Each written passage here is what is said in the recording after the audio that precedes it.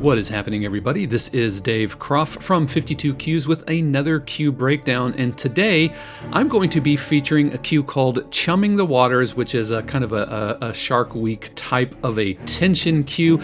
But what's unique about this cue is it features only sounds taken. So the entire cue, all sounds from Project Sam's recently updated the Free Orchestra 1. They're going through and updating all of their libraries to their version 2 of their interface. It's really fantastic. And so I got an early look at the Free Orchestra. And so this cue is sounds only using the Free Orchestra plus only stock Logic plugins. So we're going to take a listen to Chumming the Waters and then talk about it on the other side.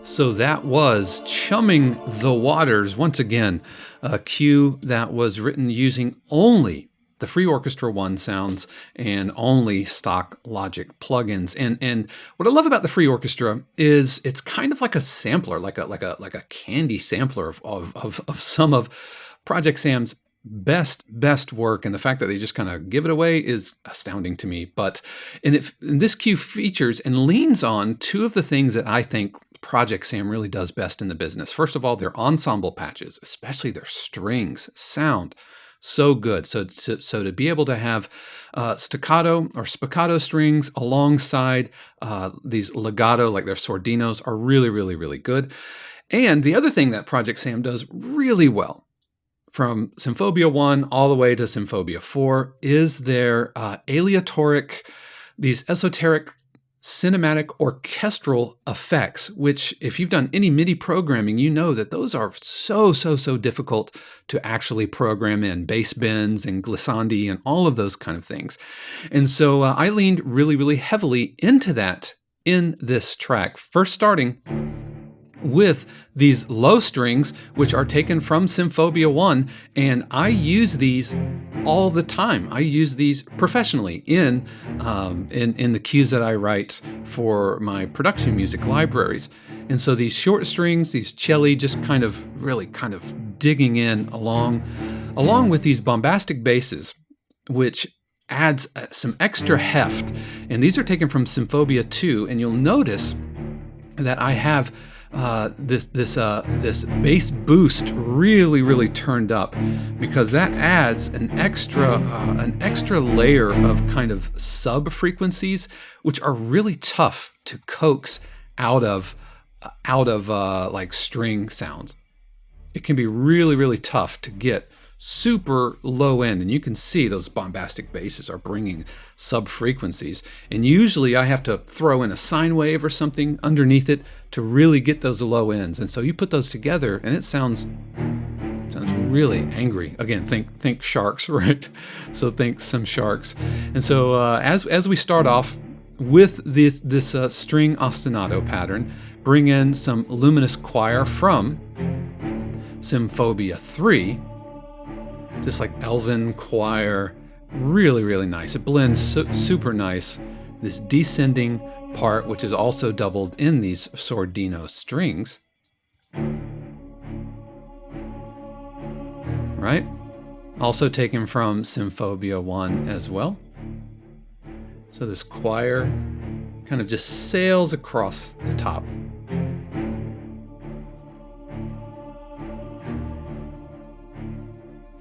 Bringing in some ominous lows. And when I was working with the free orchestra, I was really looking to add as many of these sounds as I can. Of course, you can see like all of the different parts that you get. And so I think I pretty much have nearly everything. The only thing that didn't, tongue-in-cheek, that didn't really play well in a tension cue. Not saying I couldn't, but that was one that I really didn't bring to the table. And so these ominous lows, right, just these really low.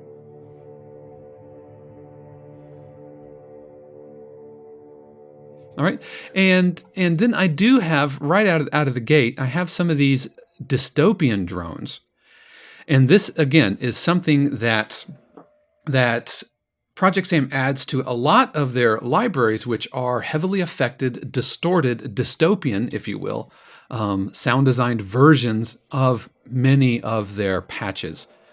And I love the fact that you can dial up the scream, you can dial up kind of the anger, if you will. And if you're working on tension music, you know, you want to have these sound design elements. It's so important in modern writing. You know, the idea of the hybrid score.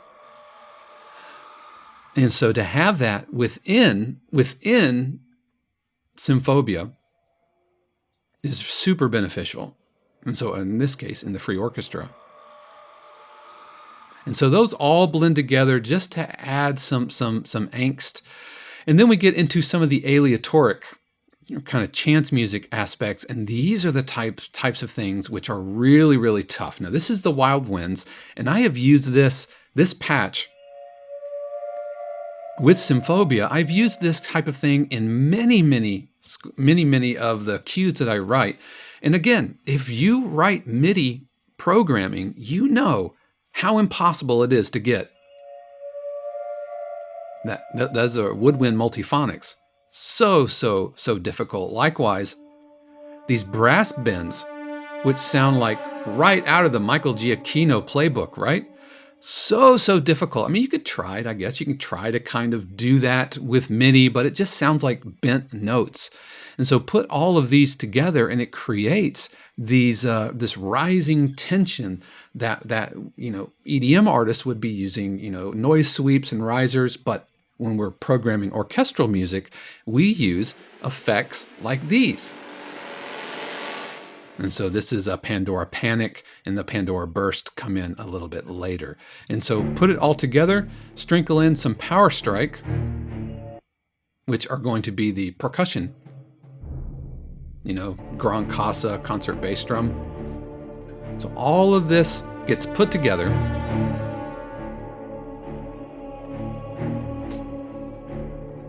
Then the field drum comes in.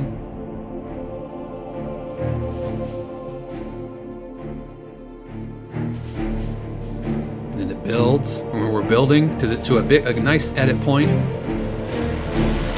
right? And then we have these big col legno hits in the orchestra, right? Big hits, big stabs that all work really well together. Edit point, 1, 2, 3. You know, we're going to layer octaves on top of it, add density within the sounds that we have, add these short strings.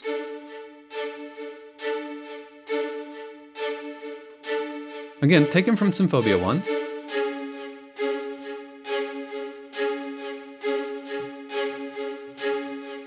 And so our whole string section sounds like this. And they just all work so well together.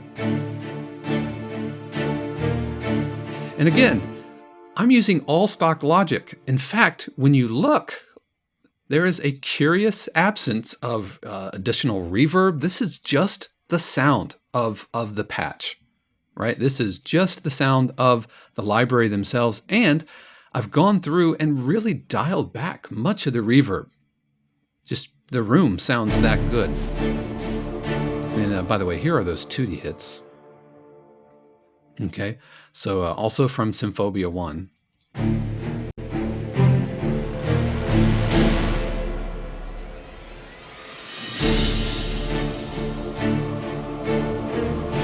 And now we have some big orchestral Brahms with the low brass, and these are the Pandora bursts, which work really, really well. Work really well.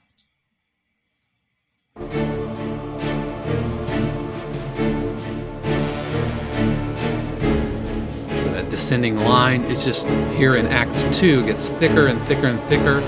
Another one of those cluster, those brass bends, which work so well.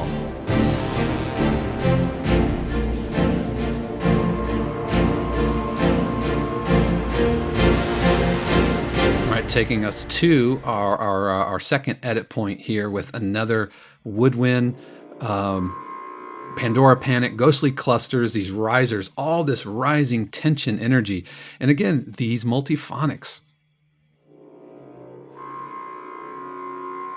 You know, having like a contrabassoon really overblowing into a double reed. It's so hard to do in MIDI. Right? Another edit point, break point, come back nice and soft. And this choir sounds so good with these sordino.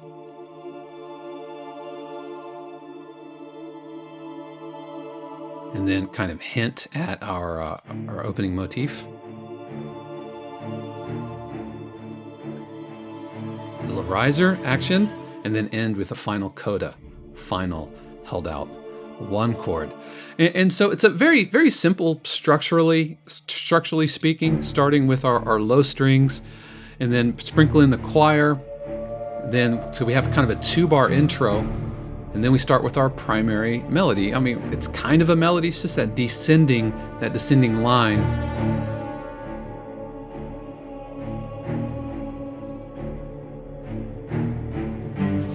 And then that descending line keeps moving down. And we keep building energy, adding the percussion, adding density. We have rising tension that leads us into our edit point. Push energy, and then everything all comes together here with the brass blats, the big trailer Brahms.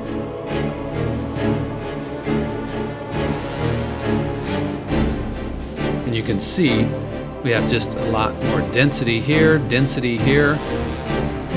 adding octaves versus what we have from there.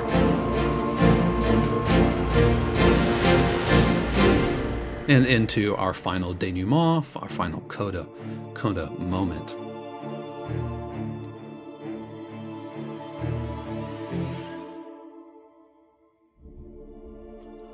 Yeah, so I really appreciated the challenge of writing using only the free orchestra, and I think it turned out really, really well. And it speaks to a couple of things. First of all, it speaks to just the quality of sounds that Project Sam has always brought to the table. It's why when I set out to upgrade from stock sounds, which are great, you know, whether you're using, you know, Cubase or Logic or Ableton or whatever, the stock sounds are great. But when professionally I was looking to update my sounds, I went with Project Sam after researching all of them that were out there. And so it speaks to the quality of the sounds, and the free orchestra really gives you a sampling. Again, think of it like a box of chocolates, right? So a little sampling of this, and I think it's real strength in addition to just being able to use it by itself, but to have access to some of these industry standard sounding string patches, the aleatoric orchestral effects, which are worth the download alone. So I hope this was helpful. I hope you enjoyed this. And if you haven't already, go out right now. Go grab the free orchestra. You owe it to yourself.